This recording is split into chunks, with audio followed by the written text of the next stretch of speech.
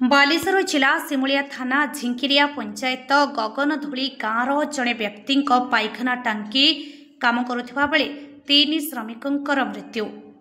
गाँवर बापी माझी आज काम होता बेले एभली अघटन घटी।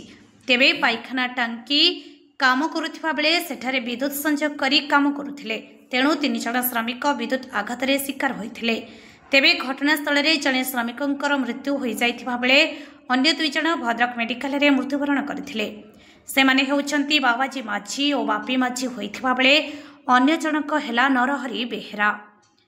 भद्रकरू तपन दासंक रिपोर्ट, अपराह्न लाइव। प्रशांत कुमार गगन कौन मु तो जान कहले कौन करेन्ट मार दी कथा अनुसार गगन धूली आमर से जिकरा पंचायत गगन धूली पहले करेन्ट मार दी बापी डाकती बापी डाकती को बाबाजी। हाँ ये आम तेंतुलिया लोक जन मौसा ना धुड़ा हाई कहते यही सब कम करते गले मुझे शुणी कहले मो भौणी कहले आम गाँव 3 जण कौन एक भाई तू शुच ना मुझे ड्यूटी जानी आज मोटरसाइकेल धरनी सीधा हरनी से हाफ पैंट पिंधि बाहरनी आसी पंचायत ये सही